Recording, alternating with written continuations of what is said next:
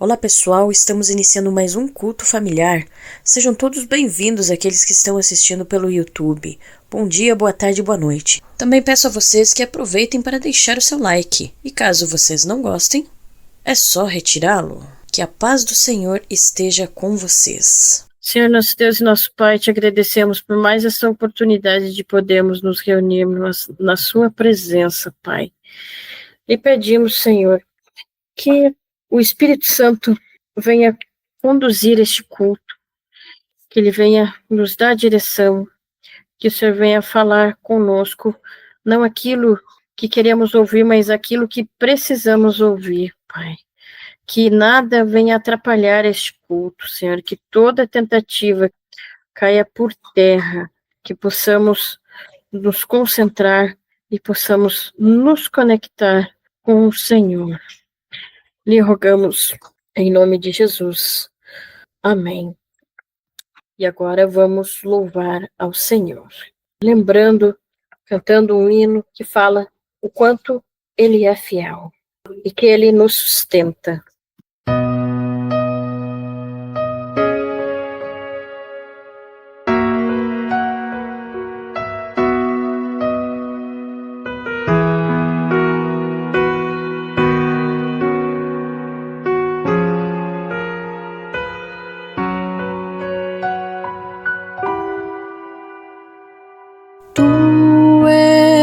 Fiel Senhor, meu Pai celeste, pleno poder aos teus filhos dará.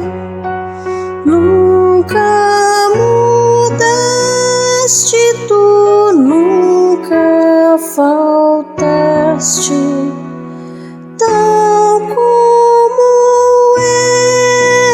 tu sempre serás. Tu és fiel, Senhor. Tu és fiel, Senhor. Dia após dia, com bênção sem fim. Tua mercê sustenta e me guarda. Tu és fiel, Senhor, fiel a mim. Flores e frutos, montanhas e mares, sol, lua, estrelas no céu a brilhar. Tudo criaste na terra e nos ares. Todo o universo vem, pois te louvar. Tu és fiel, Senhor. Tu és fiel, Senhor.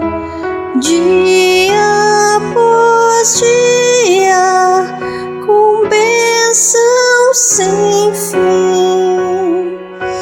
Tua mercê me sustenta e me guarda. Tu és fiel, Senhor, fiel a mim. Pleno perdão tu dás, paz, segurança, cada momento me guias, Senhor, e no porvir, oh que doce esperança, desfrutarei do teu rico favor.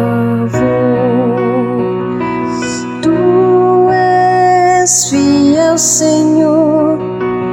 Tu és fiel, Senhor, dia após dia, com bênção sem fim.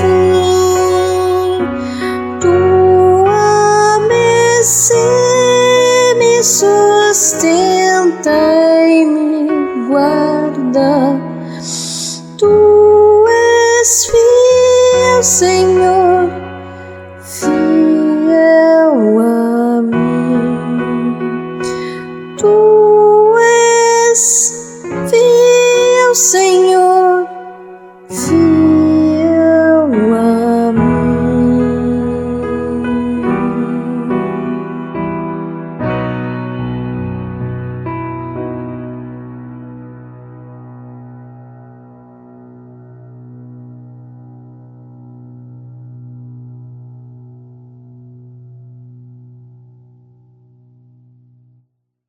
Amém! Olá a todos, seja muito bem-vindo, você que está participando conosco ao vivo, você que está também assistindo esse vídeo depois gravado, que a paz de Cristo esteja com você, com sua família, que Deus abençoe e que esse momento possa ser um momento edificante de ouvir a voz de Deus e de aprender mais da palavra do Senhor. Vamos nos dirigir então ao Senhor em oração? Nosso Deus, nosso Pai, muito obrigada por mais esse dia, por mais essa oportunidade de estarmos na Tua presença, de cultuarmos ao Senhor, de aprendermos de Ti, da Tua palavra. E eu peço que o Senhor me ajude, nos ajude nessa hora, que o Senhor conduza tudo que for dito aqui, que o Senhor fale com cada um, que nós possamos ser transformados pela Tua palavra, pelo Teu Evangelho, que tem poder para salvar, para libertar, para transformar e para abençoar as nossas vidas e nos dar a vida eterna. É o que eu te peço, é o que nós te pedimos e te agradecemos. Em nome de Jesus. Amém. Nós temos falado nos últimos cultos, se você tem acompanhado, você sabe, sobre o nosso relacionamento com Deus, né? Que o nosso culto, a nossa devoção a Deus é através de um relacionamento íntimo e pessoal com Ele. Não é algo frio, distante, impessoal, baseado em rituais, em cerimônias, em regras, simplesmente que nós devemos seguir, mas que nós devemos ter, que o Senhor quer ter um relacionamento conosco, de comunhão, de intimidade, de nós falarmos com Deus, abrirmos o nosso coração a Ele e ouvirmos também o que Ele tem a nos dizer. E pensando nisso, eu queria refletir com você hoje sobre o que Deus espera de nós, quais são as expectativas de Deus, né, se a gente pode dizer assim, nesse relacionamento. Porque se nós formos pensar nos nossos relacionamentos humanos, na sociedade, na nossa família, no nosso trabalho, na escola, na faculdade, na igreja, com os nossos amigos. Cada um desses tipos de relacionamento, a gente tem uma certa expectativa, um comportamento, uma atitude que a gente deve ter. Qual que é o nosso papel, né? Como pais, mães, filhos, amigos, como líderes na igreja ou como ovelhas, né, lideradas. A gente tem um papel, a gente tem atitudes, comportamentos que são esperados de nós, né? E com Deus é a mesma coisa. Se nós temos um relacionamento com Ele, existem coisas, comportamentos, atitudes, pensamentos que nós devemos ter. E pensando nisso, eu queria refletir sobre isso por meio do livro de Neemias, da história que é contada ali. Porque também nós temos falado, né, que a palavra de Deus, a Bíblia, ela usa situações do nosso dia a dia, do nosso cotidiano, coisas bem práticas mesmo, da nossa vida terrena mesmo, para nos ensinar verdades espirituais, para que a gente possa entender realmente de forma bem didática, né? E então, antes de a gente ouvir o trecho bíblico, eu queria trazer um pouquinho de contexto sobre o momento que esse livro de Neemias relata para nós, né? Neemias era um líder judeu, um homem influente, que tinha um certo prestígio, provavelmente ele era da tribo de Judá, mas ele nasceu e viveu na Babilônia, naquele período do exílio, né? Se você conhece a história bíblica, você deve lembrar que o povo de Deus, o povo de Israel, se dividiu em dois reinos. O reino do norte, que tinha a capital como Samaria, que era chamado Reino de Israel, que era composto por 10 tribos, e o reino do sul, que era o reino de Judá, que tinha a capital em Jerusalém, que era composto pelas tribos de Judá e Benjamim. E o reino de Israel, o reino do norte, ele foi dominado, subjugado pelo Império Assírio, mais ou menos ali em 722 a.C. E o reino do sul, o reino de Judá, caiu depois, nas mãos do Império Babilônico, que foi em 586, ali mais ou menos antes de Cristo. E aí teve esse exílio babilônico que durou 70 anos, e Neemias, então, está inserido nesse contexto. Ele nasceu, então, na Babilônia, mas ele tinha um certo prestígio, porque uma certa influência, porque ele trabalhava diretamente com o rei, ele servia o rei, que era o rei Artaxerxes, e Neemias era copeiro do rei. E esse era um cargo de confiança, um cargo de bastante responsabilidade, porque ele era responsável não só por servir o alimento para o rei, né, mas de garantir que esses alimentos eram próprios para o consumo, né, por causa das conspirações e disputas de poder, ele tinha que garantir ali que o rei não seria envenenado, né, por algum alimento. E então era um cargo de muita confiança e de muita responsabilidade. Ele tinha acesso direto ao rei. E foi essa posição que possibilitou a Neemias fazer a obra de Deus, né, que Deus o usasse para fazer a obra que ele já havia predito e que já havia sido profetizado nas Escrituras pelos profetas de Deus, né? Que aquele exílio era por causa da desobediência do povo, que se afastou de Deus, que quebrou a aliança com Deus, descumpriu as leis, os decretos que Deus tinha revelado e ordenado ao povo que seguisse. Então Deus, por meio dos seus profetas, anunciou: olha, vocês vão para o exílio, vocês vão ficar por 70 anos longe da sua terra, vão ter que mudar de cultura, vão ter que ser escravizados de novo, né? A gente tem que se lembrar que Deus já havia libertado o povo da escravidão do Egito, né? E então eles, de certa forma, estavam voltando para o lugar ou para a posição da qual Deus já os havia tirado, né? Por obediência, por rebeldia. Mas Deus também prometeu que ele os restauraria, né? Que eles retornariam para a terra, que eles reconstruiriam o templo que havia sido destruído, que a cidade de Jerusalém seria reconstruída, que a identidade deles seria restaurada, a identidade nacional, a identidade do povo de Israel, né? E uma das pessoas que Deus usou foi Neemias, esse homem de Deus, homem judeu, assim como ele usou também Esdras, Zorobabel, Josué e outros que vieram antes. Mas ele volta, então, para a terra prometida, para a província de Judá. Quando Neemias volta para a terra, para Jerusalém, já era um momento em que o templo já tinha sido reconstruído, mas a cidade ainda estava devastada, estava em ruínas, né? Os muros estavam derrubados e as portas haviam sido queimadas, as casas não haviam sido reconstruídas, então a cidade estava num estado de desolação, de miséria, de insegurança mesmo. E Deus vai dar, então, a Neemias essa tarefa muito difícil de reconstruir, de restaurar, de reerguer essa cidade, de fazer uma reforma tanto espiritual, política e da própria estrutura física ali da cidade.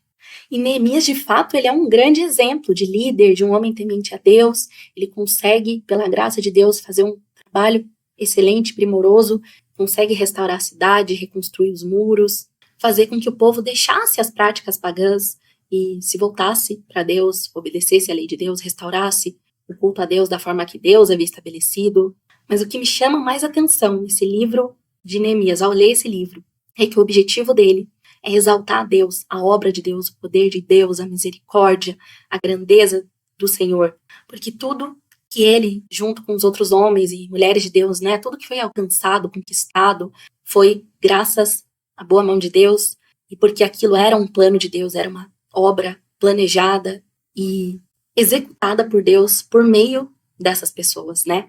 E eu fiquei pensando que assim como Deus, ele usou Neemias, ele quer nos usar também, ele quer fazer uma obra em nós, na nossa vida, assim como ele restaurou, reconstruiu, reergueu aquela cidade de Jerusalém que estava em ruínas, devastada pela guerra, destruída, né? Aos olhos humanos não havia esperança, não havia nada daquela glória, daquela pompa que havia no reinado lá de Salomão, por exemplo, né? Aquele templo grandioso, suntuoso, não havia nada daquilo, nada que pudesse trazer a esperança, que pudesse, aos olhos humanos, dar a entender que aquela cidade poderia ser restaurada, né? E é claro que também esse trabalho não terminou com Neemias, e foi todo um processo que a Bíblia vai contando para nós, e a gente sabe que o templo que foi reconstruído, ele foi destruído mais uma vez, mas o ponto aqui é que pela obra de Deus, pelo poder de Deus, eles conseguiram alcançar e conquistar algo que, humanamente falando, seria impossível. E naquele momento, a comunhão, a aliança com Deus foi restabelecida.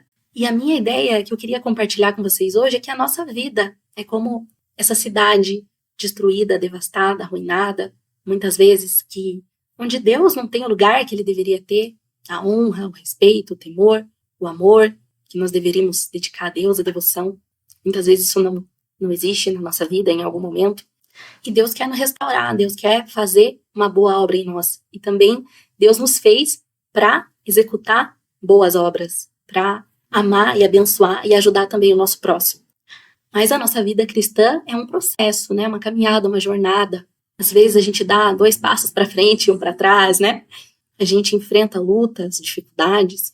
E eu queria então olhar para essa história de Neemias e daquilo que ele e o povo de Deus, né, enfrentaram, e fazendo um paralelo com os processos da nossa vida, que nós passamos em todas as áreas, né, espiritual, material, emocional.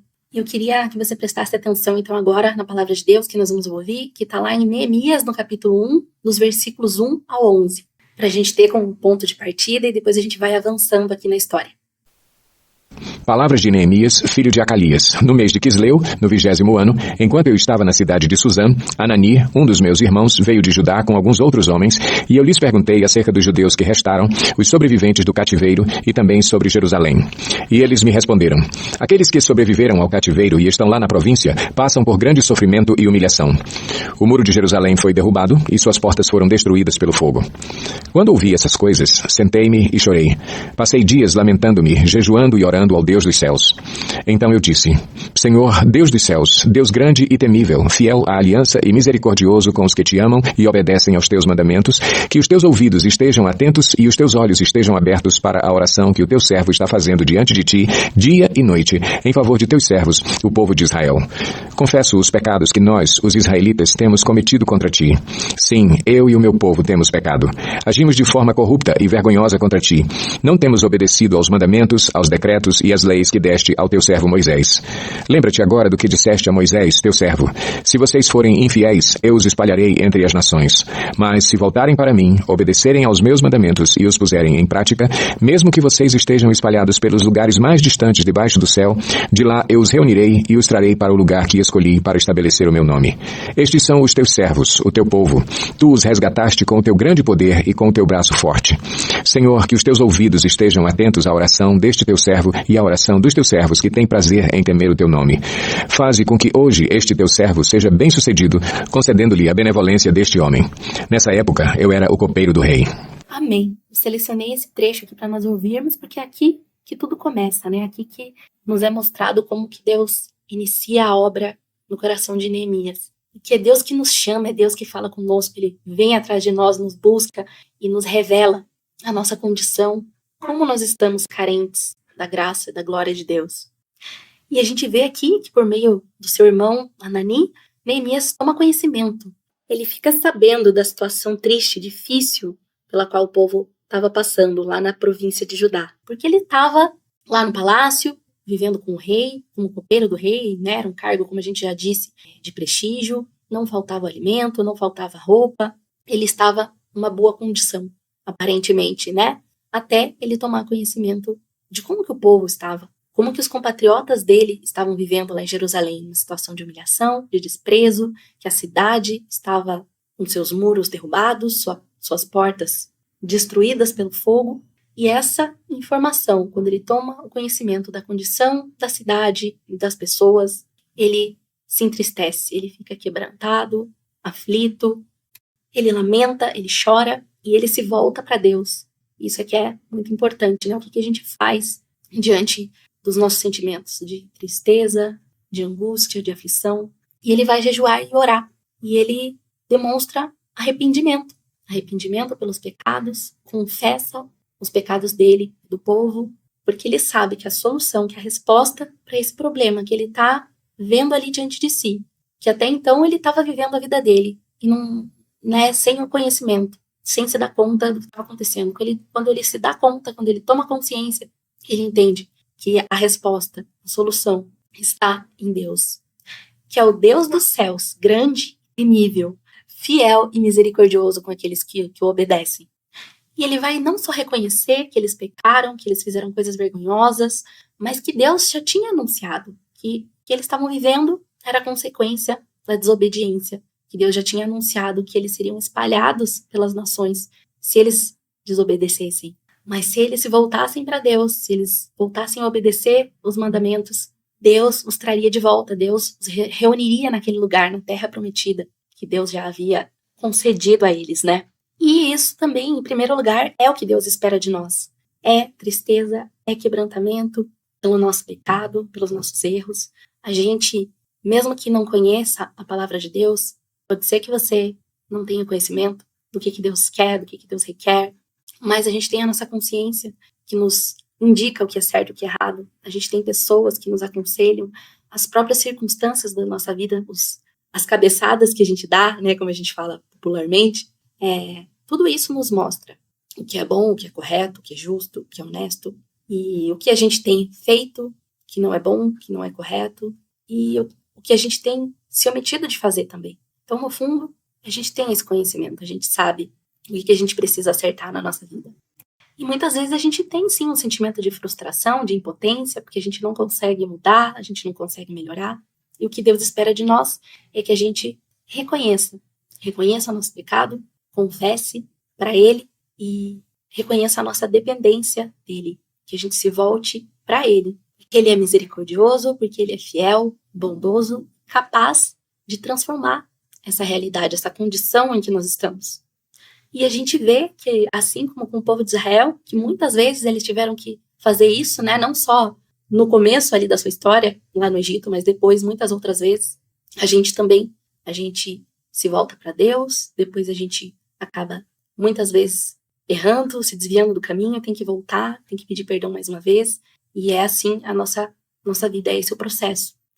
E o Senhor Jesus, quando ele está ensinando as multidões, a gente vai ver isso lá no Evangelho de João, no capítulo 6, algumas pessoas vão perguntar para ele assim, Senhor, o que nós precisamos fazer para fazer a obra que Deus requer? Para realizar a obra que Deus requer, o que nós precisamos fazer? E o Senhor vai responder, a obra de Deus é esta, é crer naquele que Ele enviou, ou seja, crer no Senhor Jesus. Todas as outras boas obras que a gente possa fazer para o culto ao nosso Deus, para honrar o nosso Deus e amar o nosso próximo e abençoar o nosso próximo, é um resultado, é um fruto daquilo que a gente creu. A gente crê no Senhor Jesus. Crê que Ele é o Filho de Deus, nosso Senhor, nosso Salvador, que o sacrifício que Ele fez é suficiente para o perdão dos nossos pecados e para que nós tenhamos a vida eterna. Lá na primeira carta aos Coríntios, o apóstolo Paulo vai explicar, no capítulo 15, o que é o Evangelho, o que são essas boas novas que nós devemos crer. E ele vai dizer que Cristo morreu pelos nossos pecados, segundo as Escrituras, que Ele foi sepultado, ressuscitou ao terceiro dia, segundo as Escrituras. E é nisso que nós devemos colocar a nossa esperança, porque se o Senhor Jesus ressuscitou, é porque o sacrifício dele foi aceito, e nós também ressuscitaremos com ele um dia. E também o apóstolo João vai dizer, isso está lá na Bíblia, no Evangelho de João, no capítulo 1, versículo 12, que aos que o receberam, creram no seu nome, ele lhes deu o direito de serem chamados filhos de Deus. Então isso também é algo que o Senhor Jesus conquistou para nós. Ele, como Filho de Deus, ele conquistou para nós esse direito de nós sermos seus irmãos e nós sermos chamados filhos de Deus. Outra promessa que nós temos é que, diante do nosso arrependimento e de nós crermos no Senhor Jesus como nosso Senhor e Salvador, nós vamos receber o dom do Espírito Santo, que é o Espírito de Deus habitando em nós. É Ele que nos capacita, é Ele que opera em nós essa transformação de dentro para fora, para que nós possamos ser essa luz do mundo, como o Senhor Jesus nos instrui a fazer, né, a ser. Ele vai dizer assim, que a luz de vocês brilhe diante dos homens, para que vejam as suas boas obras e glorifiquem o Pai de vocês que está nos céus. Então a gente precisa ter esses frutos de arrependimento, demonstrar que realmente a gente creu e que a gente vai mudar a nossa conduta, mudar a nossa forma de pensar, de agir, de viver, para se amoldar aos padrões de Deus, aquilo que Deus espera de nós. Porque como Pai, o que Deus espera de nós? Amor e obediência. Jesus vai dizer assim, que aquele que me ama obedece aos meus mandamentos, porque a gente aceita a autoridade do Senhor. A gente crê que aquilo que o Senhor diz, que a vontade dele é boa, perfeita, justa, agradável. Então a nossa obediência é um resultado desse amor que nós sentimos por ele. Então a palavra vai dizer o que a gente precisa mudar. Se a gente costumava mentir, que a gente deixe de mentir e fale a verdade. Se aquela pessoa que furtava, que usava de meios ilícitos para obter o seu sustento, que ela passe a trabalhar de forma honesta, de forma lícita. se você é uma pessoa que se deixa levar pela ira, pela amargura, que você não se comporte mais assim, por amor a Cristo. E a palavra também diz coisas que nós devemos fazer, que nós devemos perdoar o nosso próximo, tratar com bondade, ter cuidado com as nossas palavras, para não falar palavras ofensivas, duras, sem necessidade, né? Porque em alguns momentos sim a gente precisa ser mais duro, mas a palavra vai dizer que nós devemos seguir a verdade em amor, né? Também vai dizer que Jesus era cheio de graça e de verdade. Então, essas duas coisas andam juntas, né? E o que tudo isso tem a ver, então, com Neemias, né? Porque assim como Deus planejou e chamou Neemias para essa obra de restaurar essa cidade, que era a restauração do culto a Deus, restauração da justiça, da ordem, da segurança, da paz, da prosperidade daquele povo. Esse era o plano, o projeto de Deus, né? Da mesma forma, Deus tem esse plano, esse projeto, essa boa obra que Ele quer fazer na nossa vida, que é o quê? É que a gente seja cada dia transformados à imagem de Cristo, que a gente seja como o Senhor Jesus é. E isso significa, então, amar o nosso Deus de todo o coração, de toda a nossa alma, com todas as nossas forças e nosso entendimento, e amar o nosso próximo como o Senhor Jesus nos amou. E isso se materializar em atitudes, em coisas práticas, né? Não só algo teórico e que nós cremos com a nossa mente e aceitamos no nosso coração, mas como a palavra diz, que a gente não seja só ouvintes da palavra, mas que sejamos praticantes dela, né? E assim como foi Deus que capacitou Neemias para fazer a obra que ele já havia planejado, Deus também nos capacita pelo Espírito Santo. É Ele quem nos capacita para fazer aquilo que lhe agrada, porque por nós mesmos isso é impossível. E a gente pode ter a certeza de que essa obra vai ser bem-sucedida, vai ser finalizada, vai ser concretizada, porque é um plano de Deus, é uma promessa de Deus.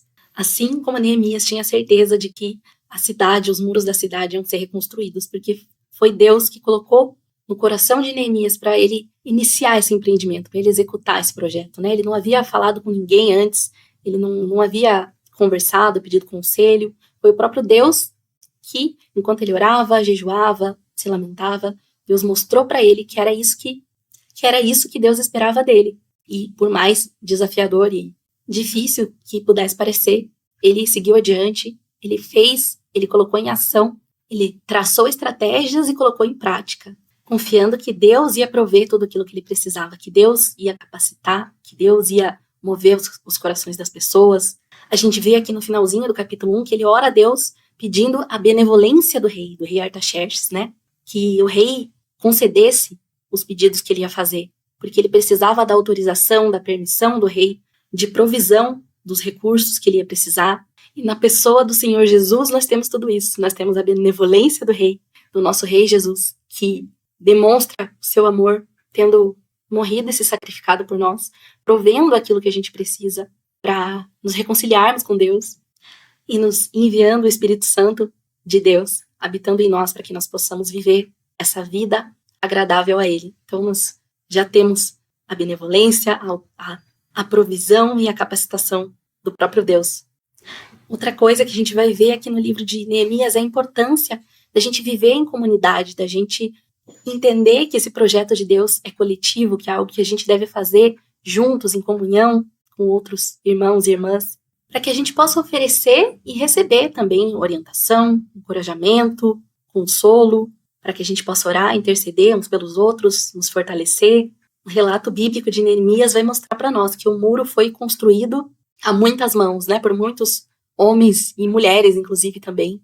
E ele vai dizer os nomes das pessoas e qual parte do muro eles construíram, para mostrar que esse trabalho seria impossível alguém fazer sozinho, né? Ou se todo o povo não se mobilizasse ali para ajudar, para se empenhar, se eles não aceitassem, não concordassem com aquele projeto, não teria acontecido, né? Porque eles enfrentaram oposição, opressão do inimigo. A gente sabe que na nossa vida também é assim. A palavra vai dizer que a gente não luta contra pessoas individualmente, de forma pessoal, né? Nós não temos inimigos pessoais, mas a gente luta contra o próprio maligno, contra o próprio diabo e seus anjos caídos, né? Então a gente não pode esquecer dessa realidade espiritual, que muitas lutas, muitas batalhas que a gente enfrenta são espirituais, né? Assim como Deus usa pessoas para fazer as suas boas obras, o diabo também usa pessoas para tentar frustrar ou atrasar ou prejudicar os planos de Deus. Embora a gente sabe que isso não é possível, mas mesmo assim o diabo faz isso, né? Ele se opõe a nós. E a gente vê isso materializado também ali no livro de Neemias, com os inimigos, povos vizinhos, autoridades, os nobres ali da região que armam ciladas, emboscadas, que fazem ameaças de morte, caluniam, difamam os líderes do povo, tentando deixá-los mal diante das pessoas.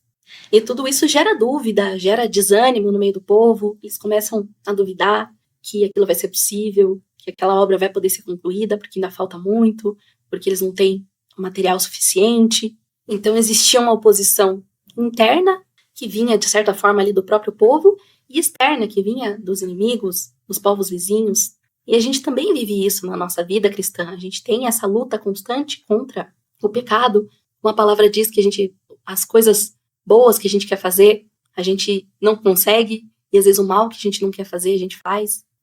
A gente se empenha em mudar certas atitudes, comportamentos, pensamentos que a gente sabe que não são bons, que estão errados, e parece que a gente não sai do lugar, que a gente não consegue vencer certas coisas, que a gente não consegue melhorar, que a gente não consegue progredir.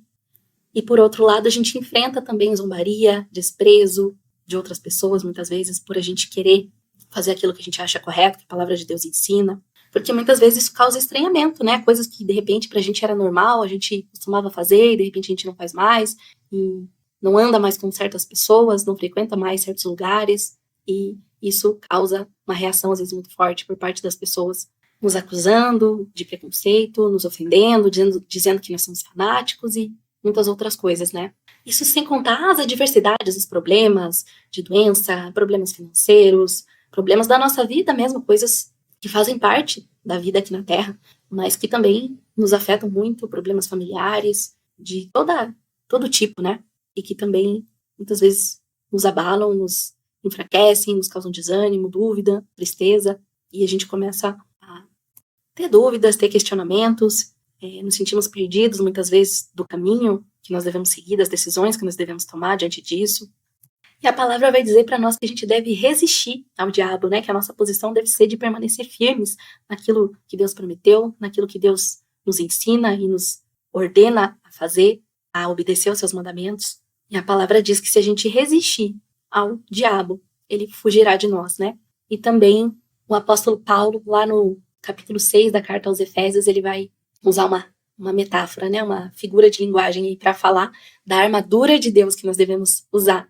Assim como no livro de Neemias a gente vê que os homens se armaram para se proteger dos inimigos que poderiam atacá-los, né? Enquanto eles faziam o trabalho, uns vigiavam, outros trabalhavam, e eles se prepararam caso os inimigos os atacassem, né? Então Paulo vai usar essa figura para dizer que nós devemos usar a armadura de Deus também, para que a gente possa ficar firmes contra as ciladas do diabo. Então o que ele vai dizer que é essa armadura? Então ele vai dizer, é o cinto da verdade, a couraça da justiça, ter os pés calçados com a prontidão do evangelho da paz, que a gente deve usar o escudo da fé, o capacete da salvação e a espada do Espírito. E o Espírito é a palavra de Deus, ele vai dizer, né? Então a gente não vai ter tempo de explicar cada uma desses itens aqui, mas a gente entende que Deus nos dá armas, que na palavra dele a gente encontra o que a gente precisa para permanecer firmes, que a gente deve basear a nossa vida na verdade, na justiça, no nosso conhecimento do evangelho, das boas novas que a gente acabou de falar aqui, que a gente deve confiar naquilo que Deus prometeu, que a gente deve se apegar à nossa salvação, que a gente deve ser fiel, que a gente deve continuar crendo naquilo que a gente começou crendo, que a gente deve permanecer, apesar das circunstâncias às vezes serem muito difíceis, apesar de não parecer que aquelas promessas de Deus vão se cumprir, né? Mas a gente confiando no caráter de Deus, na fidelidade de Deus, a gente permanece firme. É nesse livro de Neemias, inclusive, que tem aquela expressão bonita que talvez você já tenha ouvido, né? Que a alegria do Senhor é a nossa força. Então, diante dos inimigos, diante da oposição, diante das dificuldades, quem os fortalecia, quem dava alegria a eles, né? Esperança e ânimo, para eles continuarem naquele projeto tão difícil, era o próprio Deus, né? Deus era essa fonte de alegria, de ânimo e de motivação, de vontade para continuar o trabalho, porque a promessa era dele, a obra era dele, e para nós é a mesma coisa. Tem várias outras coisas aqui que a gente poderia aprender, né, nesse livro de Neemias, que é muito rico e que serve para nós hoje também, para nossa vida cristã, para nossa caminhada com Deus. Mas eu queria, para não me alongar muito, então terminar. Lá em Neemias 6 vai dizer que o muro ficou pronto em 52 dias. Aquela cidade estava em ruínas há 120 anos, desde que a cidade foi tomada pelos babilônios, né? E eu esqueci de falar, né, que agora, quando houve esse decreto que possibilitou que os judeus voltassem ali para a terra, já não era mais o Império Babilônio, né? Era o Império Medo-Persa, e o rei Artaxerxes era desse outro império que conquistou o Império Babilônio, o Império Medo-Persa. Então, eu esqueci de falar isso. Mas, então essa cidade estava há 120 anos em ruínas, e em 52 dias, pelo poder de Deus, pela mão de Deus, pela capacitação de Deus, aquelas pessoas, aqueles muros foram reconstruídos. E a palavra vai dizer, lá em Neemias 6:16, quando todos os nossos inimigos souberam disso, todas as nações vizinhas ficaram atemorizadas e abateu-se o seu orgulho. Então eles não tiveram outra opção que não fosse dar honra, glória e louvor a Deus, dar o crédito ao Senhor Deus dos céus por tudo aquilo que havia sido feito, porque humanamente não era possível. E é importante também dizer que essa obra, que esse trabalho, que esse projeto e, enfim, que essa reforma que Neemias liderou, né, com a ajuda de outros homens de Deus, foi muito além da questão política, da questão da estrutura da cidade, da prosperidade, do bem-estar social, né, mas ele promoveu ali uma reforma espiritual, né, um retorno aos mandamentos, né, a obediência à lei de Deus, ao culto como Deus havia ordenado. Houve, juntamente ali com Esdras, né, um esforço, um movimento de ler e ensinar, explicar e aplicar a palavra de Deus ao povo, de combater práticas erradas, por exemplo, naquela época, o trabalhar no sábado, que era um mandamento, não trabalhar nos sábados, e o povo estava comprando, vendendo e fazendo tudo que não podia no sábado, como Deus já havia proibido. Então, eles restauraram, né, o cumprimento desse mandamento, as ofertas que tinham que ser trazidas ali ao templo, os dízimos, e tudo aquilo que o Senhor havia ordenado, que estava na lei, que eles deveriam fazer como parte do culto a Deus, né? Tinha os mandamentos também em relação ao próximo, que eles não deveriam, por exemplo, cobrar juros, que eles não deveriam explorar, né? Que os ricos não deviam explorar os mais pobres, né? Que eles deveriam ter misericórdia dos seus compatriotas, né? E existiam leis na palavra de Deus para isso, né? Que as dívidas deveriam ser canceladas de tempos em tempos, que não poderia haver a cobrança de juros, e tudo isso estava sendo feito, né? Então, o Neemias ajudou a restaurar essas práticas também, com relação ao próximo, né? E é isso que Deus também espera de nós, que conforme a gente vá buscando o conhecimento de Deus, da palavra de Deus, que nós, à medida que vamos nos relacionando com Ele, entendendo que certas coisas são erradas, entendendo que nós devemos mudar a nossa maneira de pensar, de agir, que a gente vá se alinhando a essa vontade de Deus para nós, né?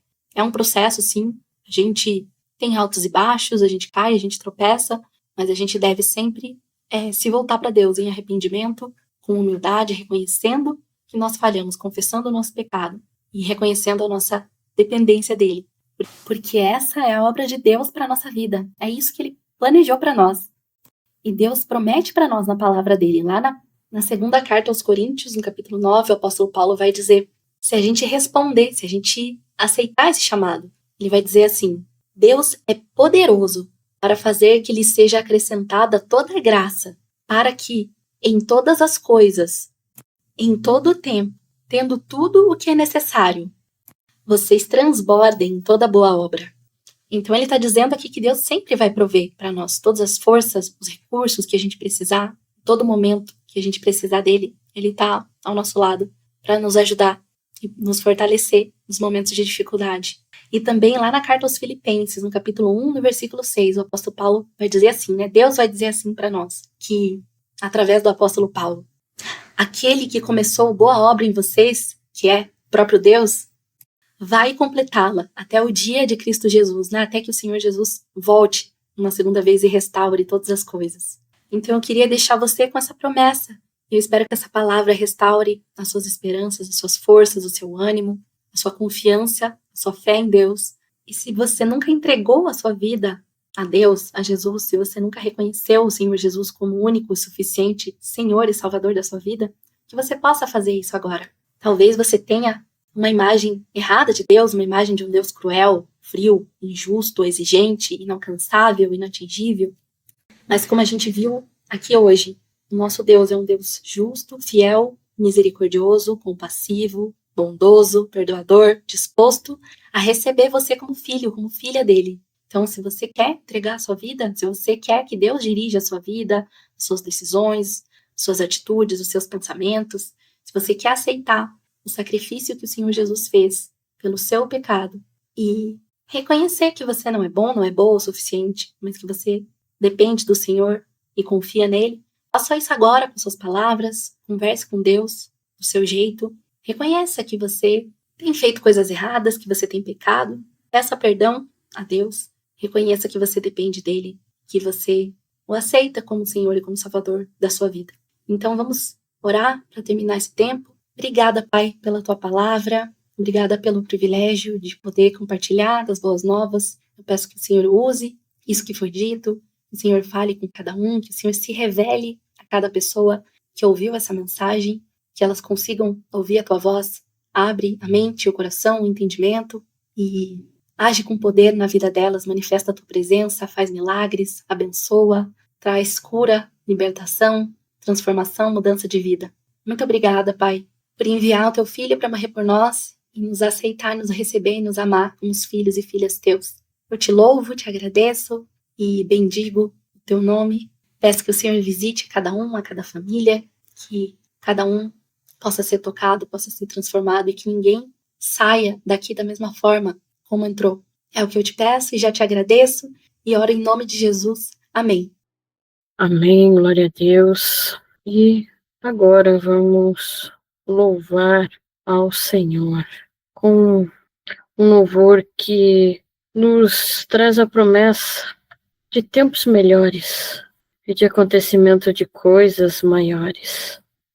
Pensando principalmente que nós estamos num momento complicado no Brasil, no mundo, enfim, mas sabemos que após o fim tudo será restaurado.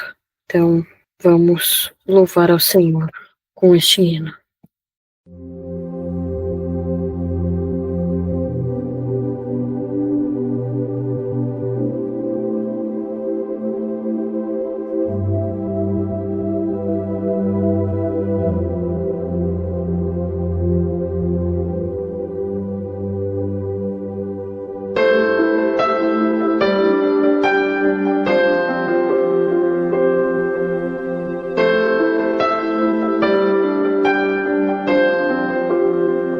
És o Deus deste lugar, o Rei deste povo, Senhor desta nação.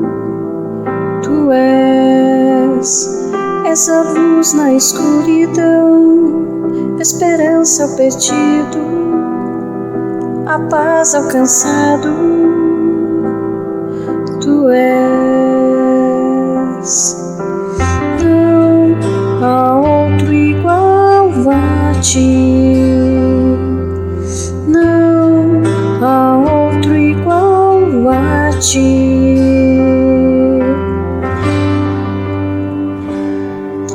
Tempos melhores estão por vir, obras maiores se farão neste lugar.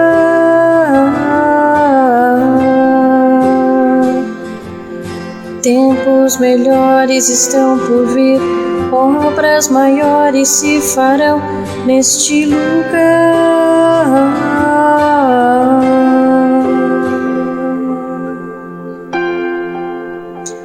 És o Deus deste lugar, Rei deste povo, Senhor desta nação.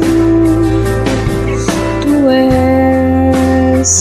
és a luz na escuridão, esperança ao perdido, a paz ao cansado. Tu és, não há outro igual a ti, não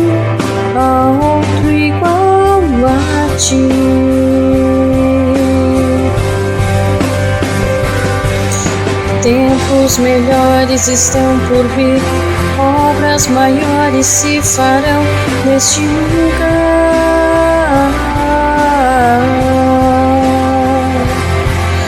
Tempos melhores estão por vir, obras maiores se farão neste lugar.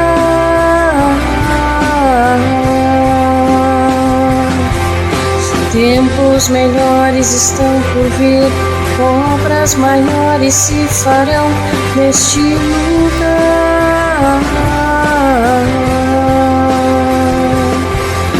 Tempos melhores estão por vir, obras maiores se farão aqui.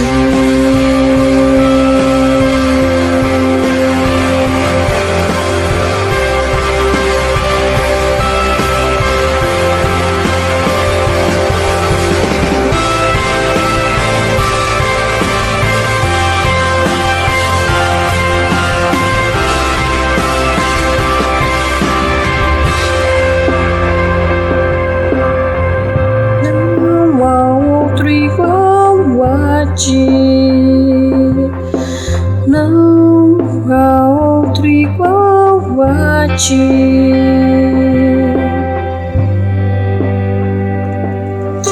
Tempos melhores estão por vir, obras maiores se farão neste lugar.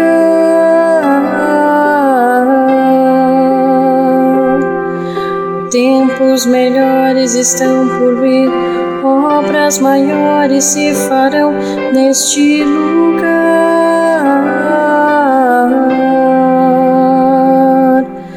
Tempos melhores estão por vir, obras maiores se farão neste lugar.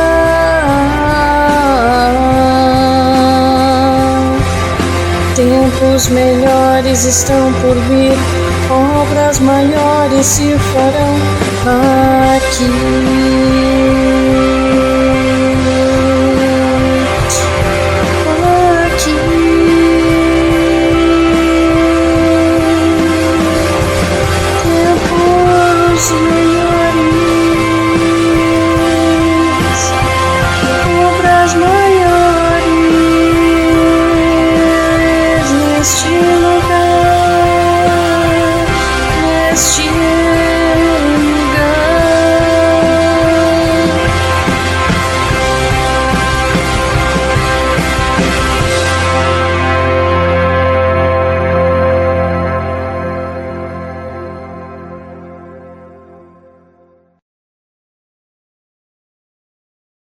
Vamos orar.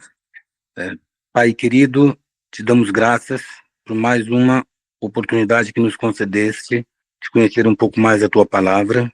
Te agradecemos pelas bênçãos que derramaste sobre a tua serva e tudo que nos revelaste através dela.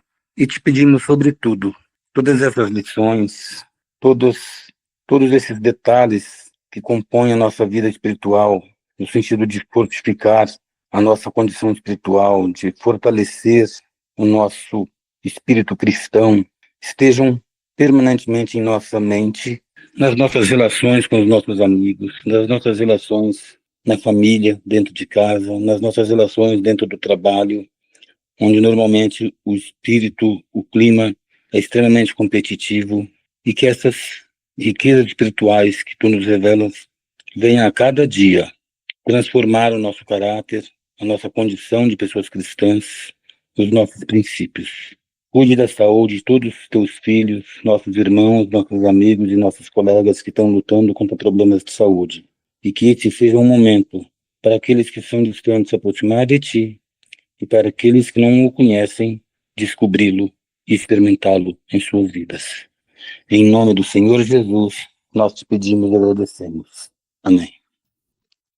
Amém. Que a graça do nosso Senhor Jesus, o amor de Deus Pai, a comunhão e consolações do Espírito Santo repousem sobre todos aqueles que esperam ansiosamente pela vinda de Jesus. E a igreja diz: Amém. Amém.